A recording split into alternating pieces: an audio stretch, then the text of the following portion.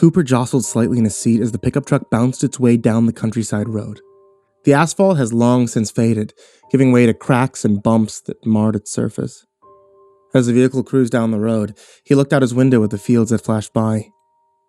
Rows of corn passed hypnotically by his gaze as his destination drew near. He peered into the rearview mirror to see his stepson Andrew, staring out the window as well. The teenager's blonde hair danced in the air. They were streaming through the cracks near the top of the window.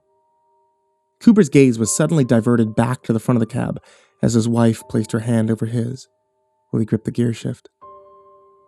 Susan gave him a warm smile, squeezed his hand. You know, you really didn't need to take the afternoon off to come with us here. We could have just come next time you were free from work, Susan said. Cooper grinned as he continued to stare out the windshield. We both needed a break. I know all three of us missed spending afternoons out here with Gunnar. Susan let out a little chuckle that was nearly lost in the wind through her open window, and the static-laced song emitted from the radio. Finally, Cooper let out under his breath.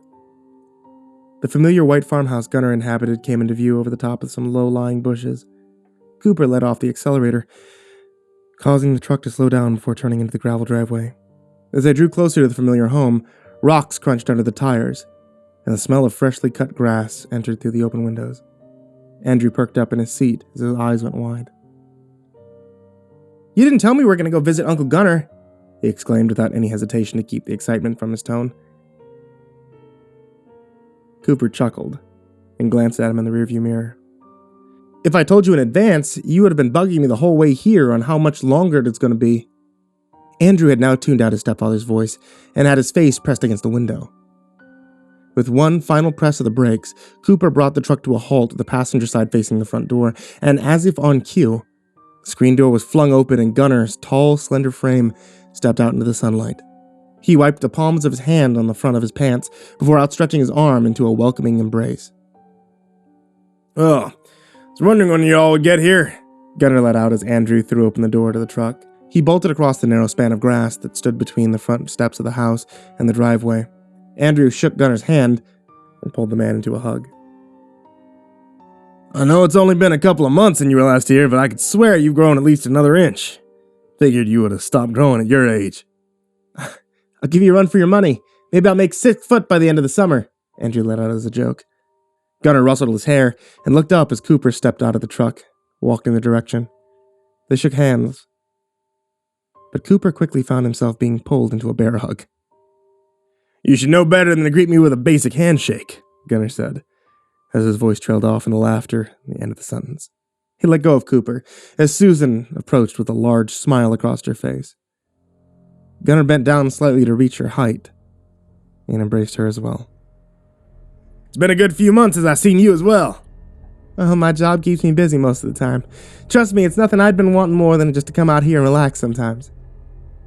Gunnar nodded and turned to Andrew, who was now swaying back and forth on the porch swing. You know, Andrew, Gunnar called out, new calf was just born earlier this week. Why don't you and your mama go over to the stables and have a look? Almost your dinner time anyway. Still remember how to feed the newborns we take care of last summer. Andrew nodded with excitement before bolting down the front steps in a long stride and taking off in the direction of the stables on the other side of the property. Susan shook her head with a grin before walking behind him. Boy's 16. Still gets excited as a child when he comes here, Susan said with a laugh as she quickened her pace to catch up with him. Once the two were out of earshot, the smile slowly started to fade from Gunnar's face as he turned to look at Cooper. I have a feeling I know what this is about, he said with a concerning neutrality to his tone. Cooper kept his gaze on Andrew and Susan as they continued towards the stables. Day was going to come eventually, Gunnar. Cooper took a deep breath as a cool breeze blew across the property. Yeah, I wish I had a little more time to prepare my answer properly, Gunnar let out. He walked back up the front steps with the boards squealing under his weight. Cooper followed close behind. Go ahead, have a seat, make yourself comfortable. I'll fix us each a drink. I have a feeling we're going to need one, at least, over the course of this conversation.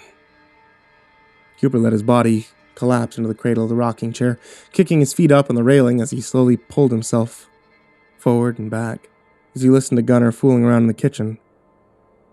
After a couple minutes, he stepped back outside with a glass in each hand. "White Russians?" Cooper asked with an amused hint of surprise in his tone. "My God, you really are old-fashioned." Cooper took the glass and stirred the liquors and heavy cream together with a small plastic straw. Gunnar took a seat in the chair next to him, stared out over the fields adjacent to the property. The air had gradually gotten cooler over the course of the day, evolving from a discomforting heat to an enjoyable coolness. "You know, Coop, I've been dreading having this conversation with you ever since you married that girl." Gunnar took a sip from his glass while Cooper kept his eyes locked on him in complete silence. "I don't mean this in a bad way. Every man in this town needs to have this conversation with their kid at some point. Some people don't mind it because they already know the answer, but others try to put up a fight in fear of the possible disapproval their kids have for their customs. They all know it results in their son or daughter disagreeing, so I can hardly blame the parents for fighting all this." Gunnar let out a heavy sigh before resting his drink on the porch railing. "I know that Andrew has no clue what goes on in this town, but do you have any hunch of how he'll respond when he finds out, Coop?" There was a moment of silence between the two men. Bugs chirped in the grass, and the faint crackle of a radio could be heard from somewhere in the house. Cooper swore he could make out the lyrics to The Man in Me by Bob Dylan through the static. They sat without saying a word. Gunnar had his eyes locked on Cooper while he stared out over the land and thought for a moment. "Now, to tell you the truth, Gunnar, I have no idea how he's going to respond to all this. Tried taking him hunting, to test the waters. Shot a deer last winter. Was very hesitant when it came to gutting the thing, harvesting the meat." Cooper made an agitated sound before pinching the bridge of his nose. That's the only thing even remotely close to testing his feelings about all this. About what we've done. Honestly, I have no idea which way he's going to go about this. I'm just terrified that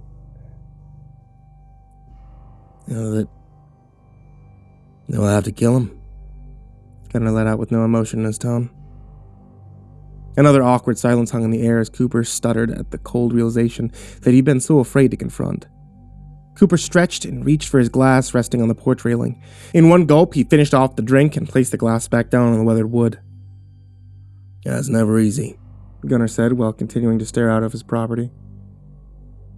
"Some of the strongest men I come to know in this town cried like a baby when their kid was taken away. Never easy for me either. No. No matter how many times I do it, I don't think I'll ever get over the feeling of knowing that I'm the one responsible for killing someone's child."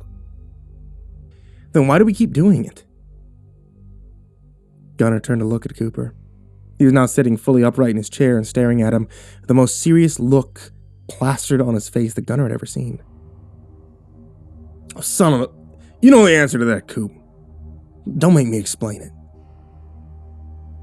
Cooper sat in silence for a few seconds before grabbing his glass and retreating inside. He sloshed more liquor and heavy cream into the glass, hardly paying any attention to the proportions that he had been throwing together. As Cooper came back through the doorway, he stirred the light and dark liquids together with his finger before wiping it on his shirt. He took a large sip before falling back into the rocking chair. "All right, let me rephrase the question. I know your reasoning as to what would happen if we didn't do it, but there must have been some incident that caused you to set this in motion. I find it hard to believe that you're doing this just as a precaution.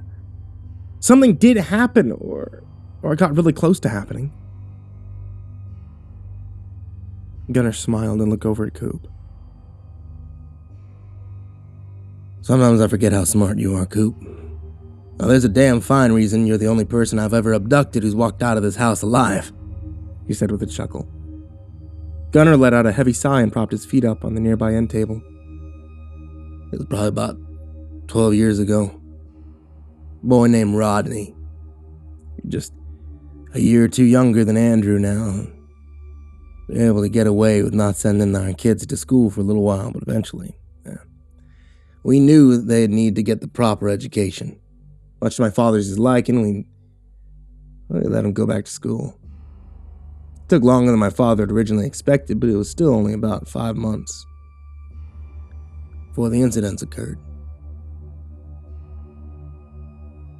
He was in a class. A few other kids from town. There's one girl named Lily who sat next to him for the whole day. Grown up together, so it only makes sense. They're really good friends. Because of this, they confide in each other. One day, Lily went home, told her dad that Rodney wanted to go to the police, tell him everything that was going on in this little town. And that very night, her father came running in our front door and started banging on it. I was already in bed, but could hear from downstairs in our living room, explaining everything to my dad. Immediately after that, my father grabbed the shotgun hanging over the fireplace, nestled on the covers of my bed. Heard him slam the door to his truck, the engine roared to life. As he peeled out of our driveway, my young mind raced, trying not to imagine what was going to happen next. The following day, Rodney wasn't in school. Wasn't there the next day either, or any other day after that. I made the assumption what had happened. Old man skirted the question whenever he asked. A year later, when my old man passed the tradition on to me, he fully explained what had happened that night. Pulled up to old Rodney's house, that shotgun slung over his shoulder. It was late at night, as his parents answered the door with a lot of confusion. Father told them not to interfere, simply pushed him away, walked upstairs. As Rodney's mother screamed and collapsed on the floor, my father dragged the boy downstairs, screaming, fighting the entire way. Gunnar paused for a moment. The void of silence was once again filled by the surrounding bugs and soft, blowing breeze. My father took Rodney outside, led him deep into the property, put a bullet in the back of his head. Cooper was sitting with his hands clasped together, holding his chin up. His gaze was now focused out over the farmland and the setting sun, beginning to disappear behind the horizon. Now, you were incorrect in your assumption, Coop. We don't just do this as some paranoid precaution. We do it because it almost happened. I don't want anything like that to ever happen again. Should anyone discover what goes on in this town, I don't want to be around to witness it. But it's the fallout the members of our society would have. With any armed authority. Do you ever consider just ending this altogether? Letting the generations that remember and participated in it just fade away with time? Gunnar chuckled and finished off his drink. He kicked his legs up on the patio railing and rocked himself in his chair. Trust me, I considered it on more than a few occasions. Be a weight off my shoulders, but I don't trust some of the people in this town. There's a reason I'm the sole person who goes out and gets meat. For those who want it, I'm terrified that if I give up the whole thing, those who crave it bad enough would just defy my authority. Try to get it themselves. Let's face it, not everyone is as smooth, clean, and tedious as I am. I'm terrified that someone would easily get caught and the whole town would be busted. Off in the distance, Cooper could see Andrew and his mother returning from the stables. His stepson had found something which was now held in his hands, but Cooper was unable to make out what it was from a distance. I know it's not ideal, Gunnar said in a somewhat defeated manner. However, it's the best I can do with the situation my father put us in all those years ago. Personally, I never see an end to this. So the best thing we can do is just try control it the best of our abilities. Two men sat in silence once again. Cooper ran through the multiple scenarios in his head, while Gunnar did his best not to let emotion cloud his judgment. If we end up having to go through with it, I want to be the one that does it. Gunnar raised an eyebrow and turned to give Cooper a surprised look. You know, I've had parents offer to do the same for their kids in the past, but I never really expected that to come out of you. Are you sure you'd be up for it? I killed my own father, didn't I? Cooper asked with a sense of pride as he recalled the night in vivid detail. Yeah, but your father was someone that you despised. With every fiber of your being, that's a lot different than killing someone that you've come to know and love as your own son. Cooper opened his mouth to respond, but he found he was unable to say anything. Look, Coop, I'll give you until tomorrow afternoon to go through with all this. If you pull Andrew aside tomorrow, find out that you haven't asked him about it, then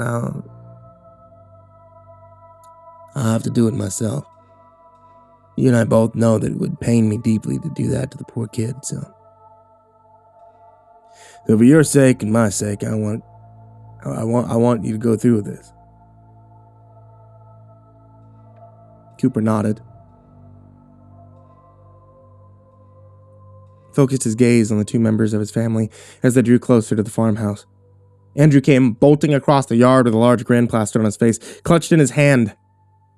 Cooper could make out that he had the post of a wrought iron fence, a spike adorned the top, and rust dabbled numerous spots on its surface. Well, looks like you found part of the fence that used to run around this property. That thing fell into disrepair before I was even born, Gunnar said, while he reached into his pocket and retracted a pocket knife. With one swift motion, he flipped it over and scraped at some of the rust. An orange powder fell into the air, revealing the dark metal underneath. Looks like most of the rust is only on the surface, so. How about after dinner, you and I go ahead and clean that thing off and get it treated?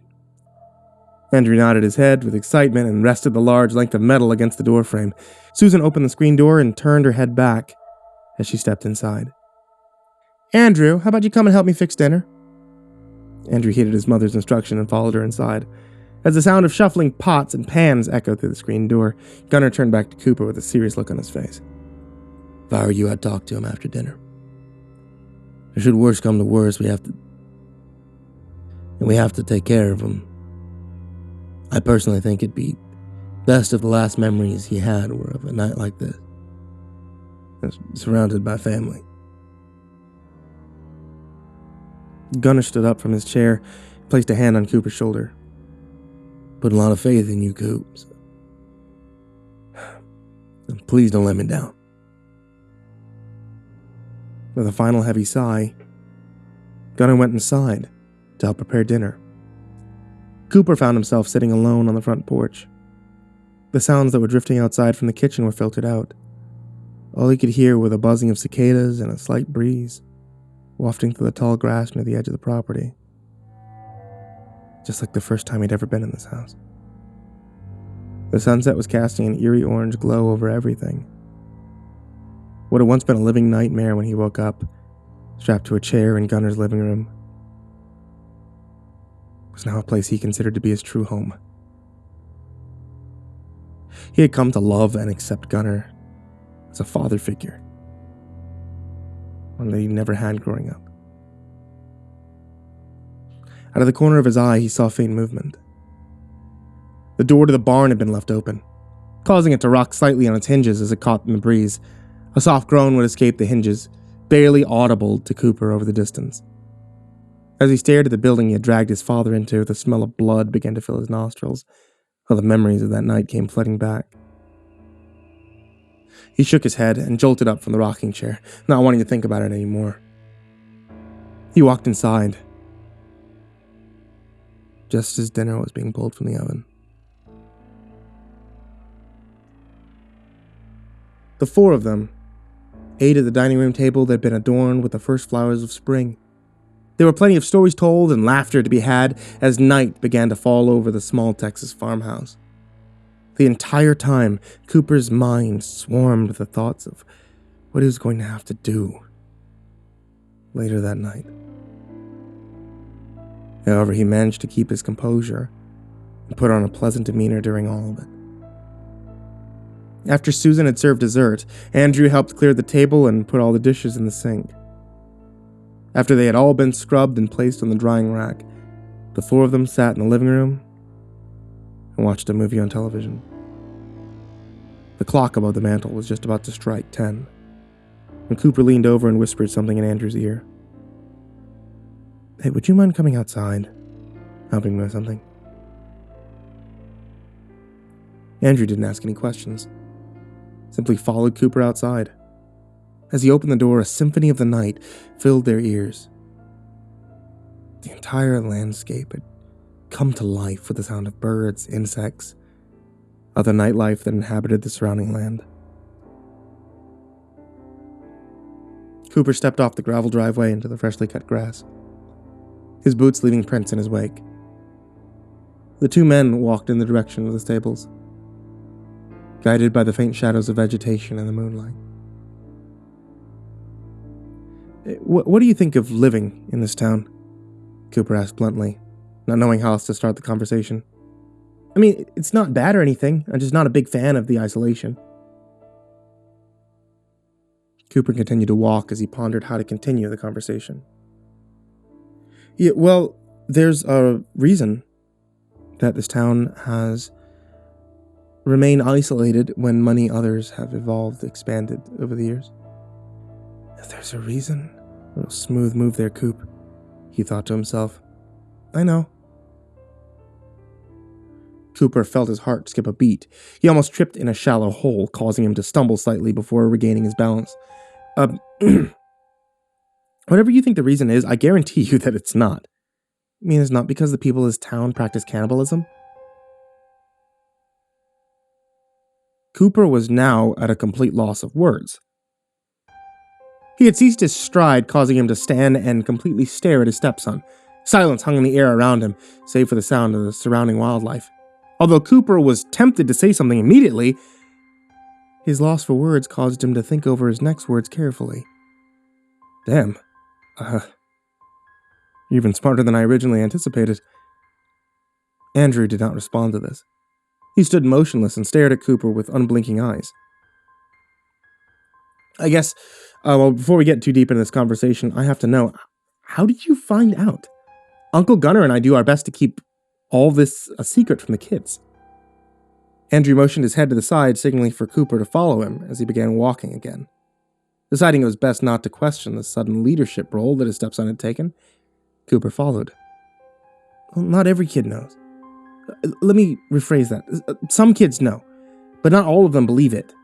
The first time I heard these stories was in middle school. I was in a group of friends, and some of the older kids started trying to spook us with tales about how some members of the town would go about abducting people across the state, butchering them." As they continued to walk across the field, Cooper kept his gaze straight ahead.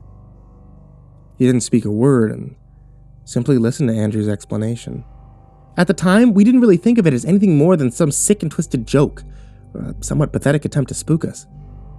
"So, when did you find out that it actually was all real?" Andrew paused for a moment as he gathered his thoughts. "It was the day I spent the night at this kid's house for my birthday. We had been good friends for years, so his parents let me stay for dinner and spend the night after all the other kids had gone home. His mother made a roast that filled the entire house with an intoxicating aroma. At the time, I thought she had just splurged and spent a little bit of extra cash on a good pork roast from the butcher."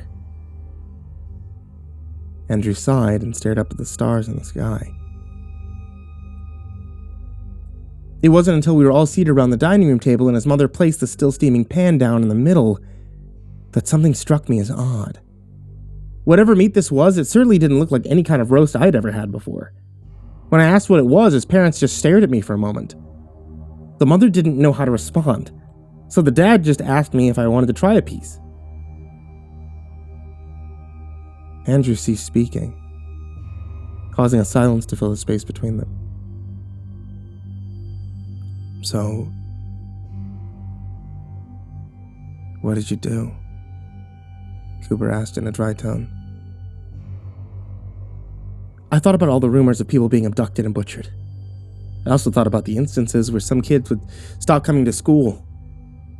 It suddenly occurred to me in that moment that perhaps there was some truth to those stories. My mind suddenly began to fear what would happen if I acted out at the dinner table. So I did the only thing that was guaranteed to keep me safe. I took a big slab of it on my plate, and I ate every last bit.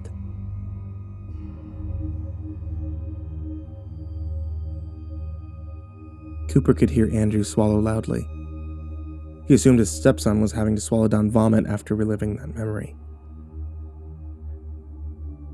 I don't really disagree with it. I guess the only thing I don't like is that innocent people are usually the ones abducted for all of this. I guess it'd be different if this was done with criminals or other degenerates of society. Cooper tuned out Andrew's voice immediately after the sentence ended. From deep within his mind, a consideration came back that he tried to keep tucked away. Deciding this was as good a time as any, he stopped in his tracks. Andrew did the same when the familiar crunch of vegetation under his stepfather's boots ceased. Follow me, Andrew. There's something I need you to see. Cooper turned on his heels and started back in the direction of the barn. Andrew followed close behind. During the walk over, both remained quiet and to themselves. When they finally reached the tall and looming shadows of the barn structure, Andrew ran back to the house and soon returned with the iron post clenched tightly in his grasp. Trust me, you won't need to defend yourself, Cooper said with a forced chuckle. But I guess, if it makes you feel more comfortable, go ahead. Bring it. Andrew stood in front of the large doors. One of them hung slightly ajar, causing the smell of old wood, motor oil, and decaying plants to come spilling out into the cool night air.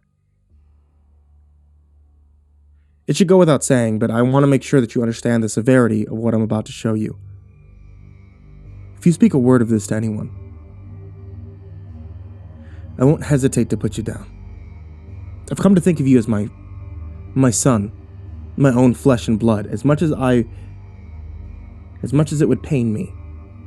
Don't think that there would be any resistance for me to put a bullet through your head, dude. Do I make myself clear? Andrew swallowed the lump in his throat and nodded his head. Cooper swung the door open fully and motioned for his stepson to follow inside. As Andrew stepped over the threshold, he placed the sleeve of his flannel shirt under his nose to avoid the growing severity of the smells inside. Cooper continued towards the back of the barn, where a rickety flight of stairs ascended into a loft. Before going up onto the first step, he grabbed the shotgun that was hanging from a hook on the wall.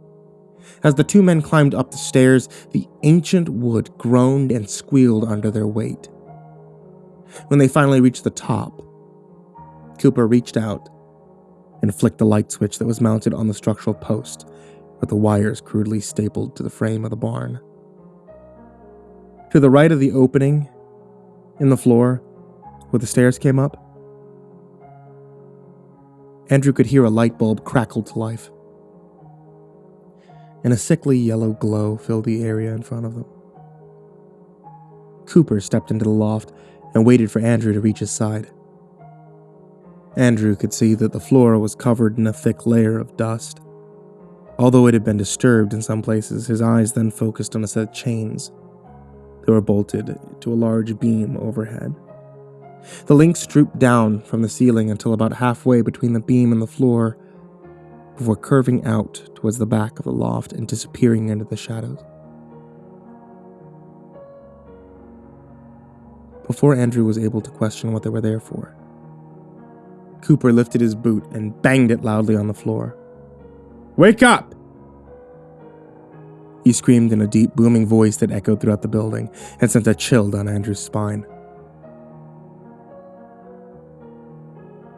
There was a moment of silence before shuffling could be heard.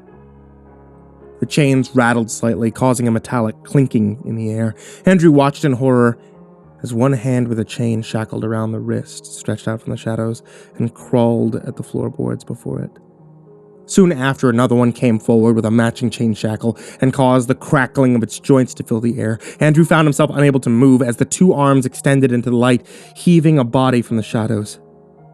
A head that was covered by greasy, disheveled hair emerged from the darkness. A mouth appeared from beneath matted locks of hair and opened as if to scream, but only a painful squeak escaped.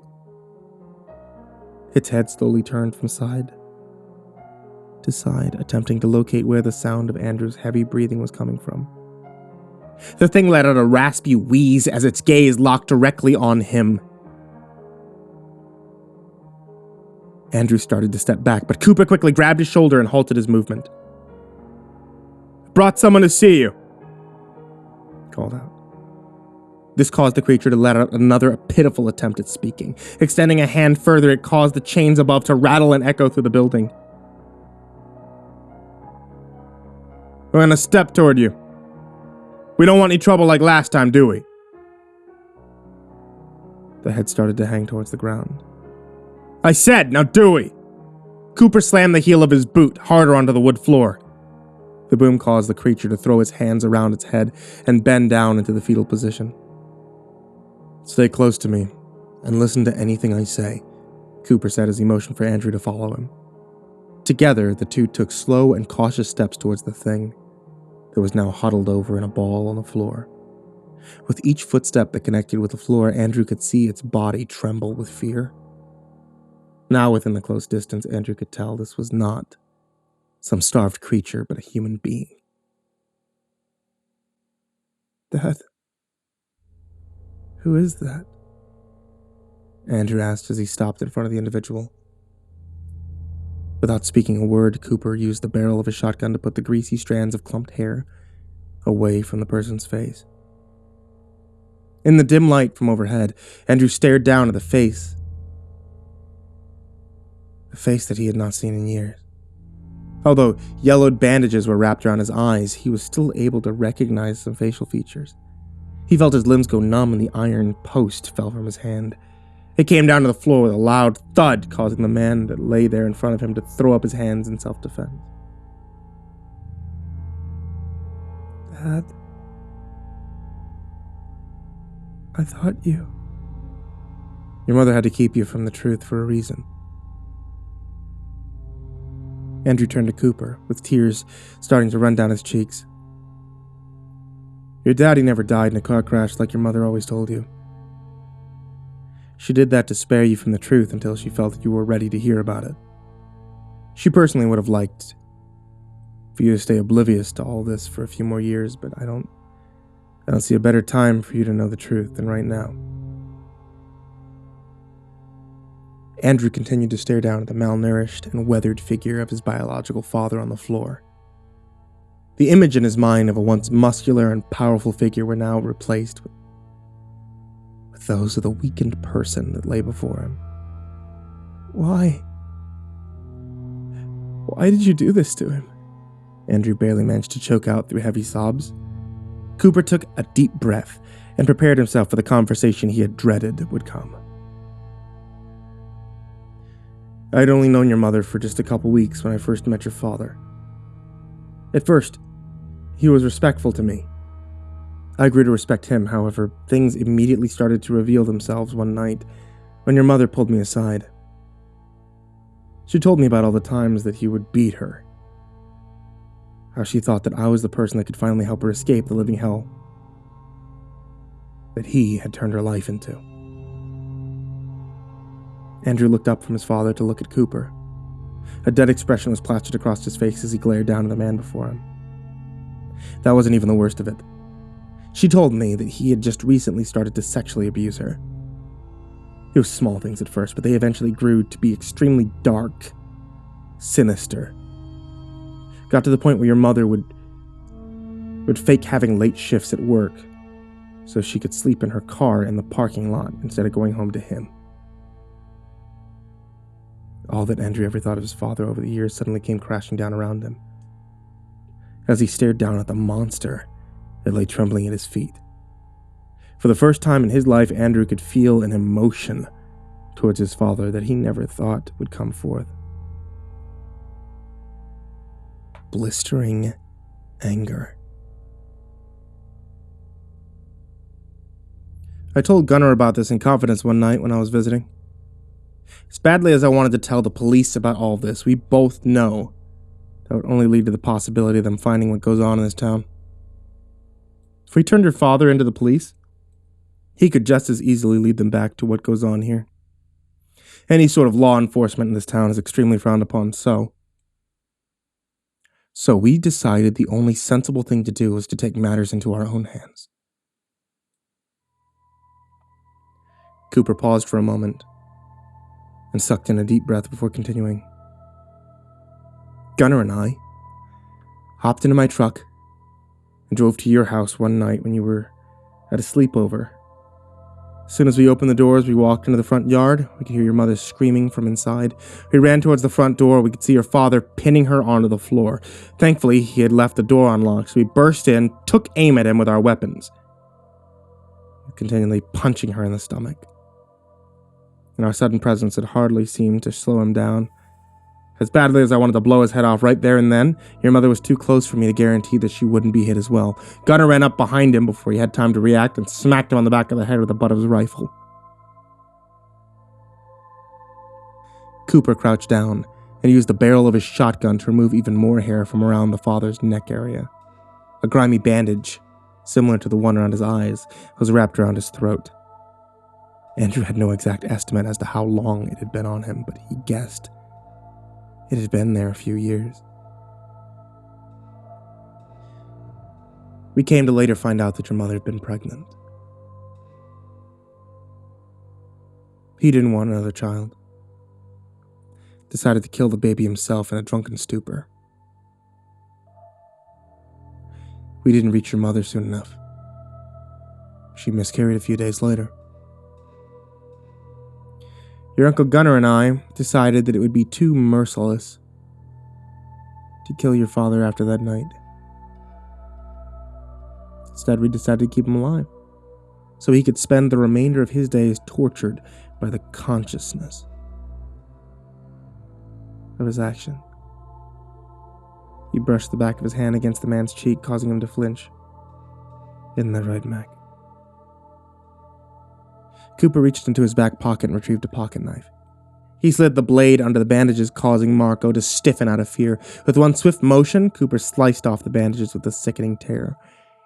As it fell to the ground, Andrew stared at the darkened scar across his father's throat. Instead of gagging him, I came up with the idea of slicing off his vocal cords. He'll never speak again, but his breathing isn't troubled like it would be with a sock stuffed down his throat. Should something ever happen when the authorities find him, he'll never be able to say what occurred here. Cooper grabbed Mac's hair and lifted his face up towards Andrew. This caused another painful squeak to escape his throat. As Cooper placed the blade under the bandages around his eyes, Andrew already feared that he knew what was going to be underneath. Cooper sliced off the fabric, revealing his father's eyelids. Zigzagging stripes of black thread held them together, and Andrew could feel bile beginning to rise in the back of his throat. If he ever found a way to escape, we didn't want him to simply tear off a blindfold and find his way to the police. I also didn't want to completely remove his eyes and ruin the possibility of getting an infection and dying prematurely. So Gunnar kept him knocked out and stitched his eyelids closed. Although this was a crude method, it was extremely effective nonetheless. Andrew opened his mouth to speak, but found himself unable to utter a single word. The man who he had idolized for years and missed so dearly now sat as a broken man in front of him. A pathetic shell of the father that he had known and loved for many years. A few more tears fell down his cheeks as he struggled to swallow the lump in his throat. And I know this is a lot for you to take in right now, Andrew. No man should ever have to see his father in such a state like this, but I have to make it clear to you that not every bad action that goes on in this town is given to those who are undeserving. There are a lot of times when your Uncle Gunnar and I have disposed of some horrible people on this earth. I just hope that you understand this. Now when we go back into the house, I'm going to sit you down with your Uncle Gunnar, and the three of us are going to have to talk about... Before Cooper was able to finish his sentence, Andrew picked up the wrought iron from the ground and swung it high over his head. The length of metal came crashing down on Max with a sickening crunch. Small droplets of blood scattered across the floor. A few of them spattered onto both their clothes. Another gasp escaped Mac's throat, this one even louder than the previous. A crooked hand slowly lifted up in defense, only to be met with Andrew swinging the post with all of his might. Cooper could hear the bones within his hand crack and protrude through the surface of the skin. Mac immediately retracted the limb against his body. Before he was able to huddle up anymore, Andrew brought the metal down into his father's back. Cooper stumbled back and collapsed on the floor. Although no bones could be heard breaking this time, there was a sickening thump when it made contact. Andrew could hear his father sharply take in a breath, proceeding to violently heave and cough as blood dripped down the corner of his lips. Andrew let out another blood-curdling scream as he continued to bludgeon his father in various spots on the back and head. One blow in particular came with such immense force to the back of Mac's skull that the stitches over his eyes began to tear. An eye partially protruded from between the crusty skin and looked out upon the world. After years of being shielded and hidden away, the last thing Max saw was his own son, raising the iron post for one final blow.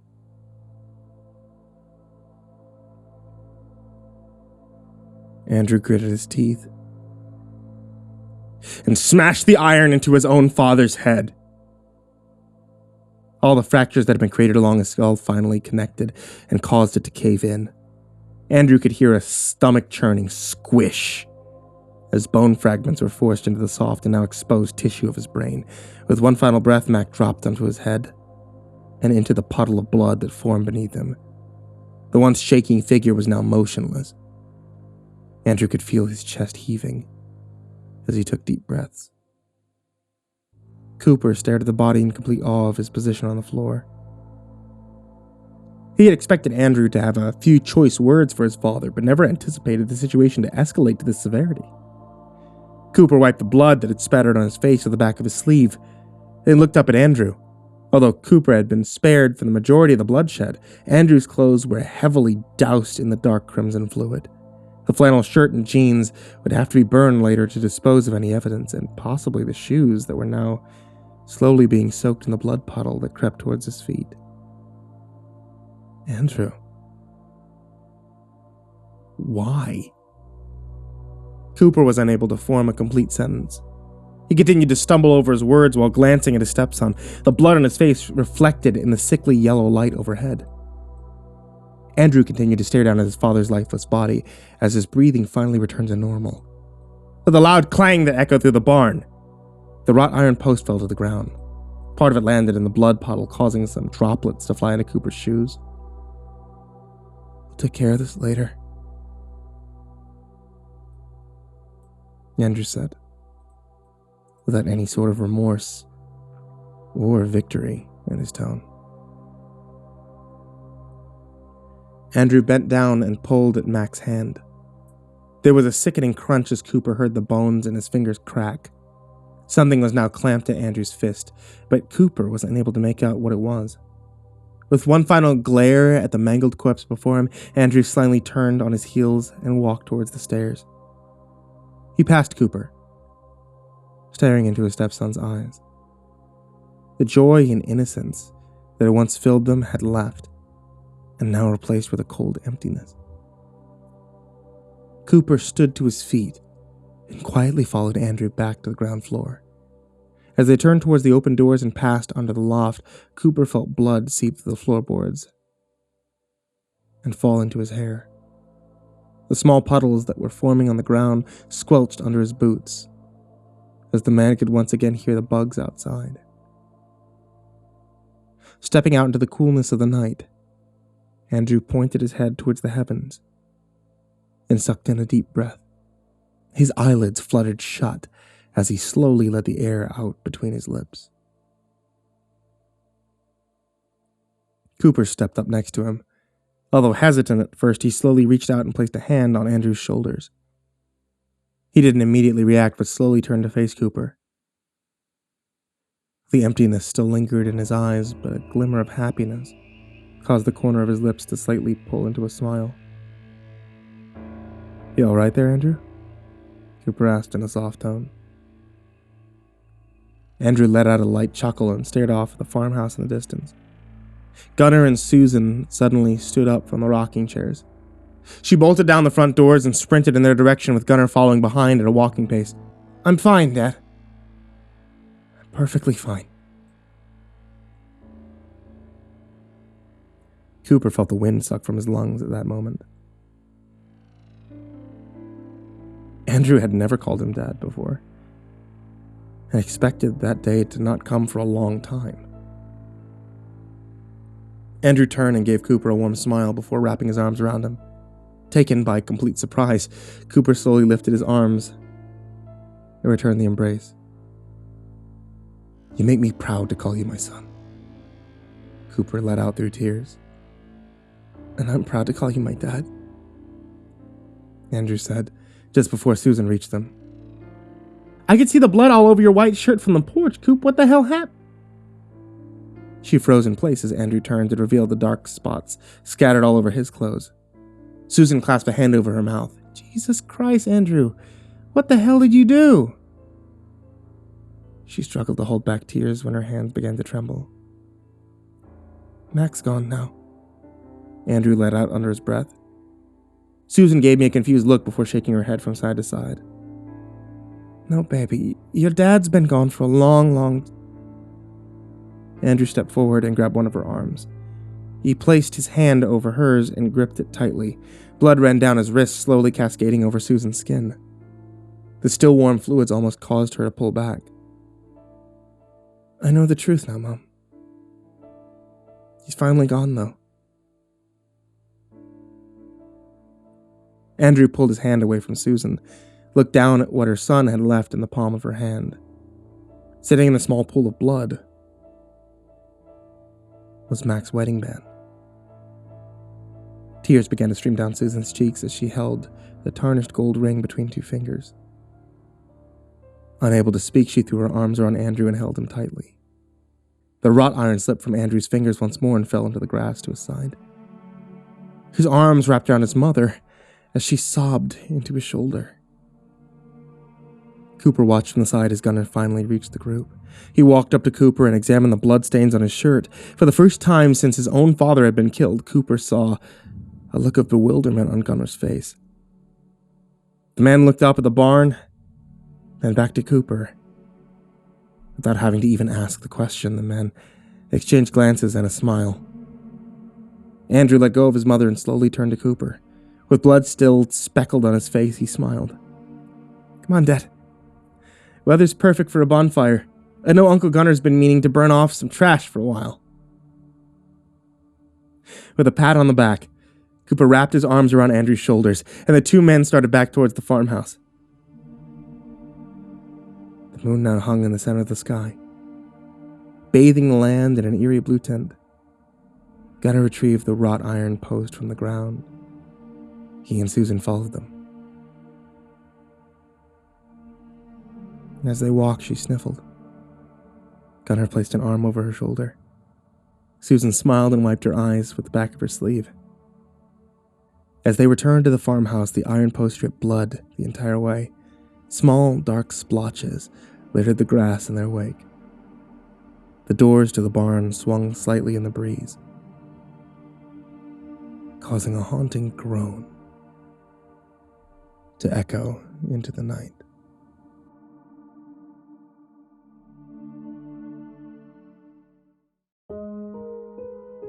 Hey there kids, it's me, MrCreepyPasta, and thanks for listening to tonight's story. I really want to encourage you guys to take a look at the description, which I know that's not something you guys do on YouTube or on podcasts, but hear me out, okay? In the description of every single video that I've ever done, there's always going to be a link over to where you can find more from the author of the story. And I'm suggesting that you guys check them out because, let's be honest, without the authors, there are no creepypasta stories. I mean, yeah, I'm pretty sure I could be on here and tell you guys the cookie dough recipe off the back of a Chips Ahoy, but that's not going to be nearly as interesting. So seriously, if you guys are listening here on YouTube, or if you're listening on Spotify, or iTunes, or Google Play, then take a look. I also want to give a great big thank you to Andrew Steinberg, Andreas Solvik, TheGingerBroz, Dante, Rowe, Chompski, Melissa Siegwert, Sindee Barney, TheRedOakShieldVirus, Gabrielle de Baca, Asia, Tyler Ramberg, Nicholas Saeid Alyain, Brianna Van Tine-Janzen, LAndo Higuchi, Erik Mary, Daniel Poulsen, Trace Miles, Jordan Alexander Sanchez, and Wayne Milestead. These guys are the big boys over on patreon.com/MrCreepyPasta, which you can always go to if you'd like to help support me and the show. That's it for tonight, guys, and sweet dreams.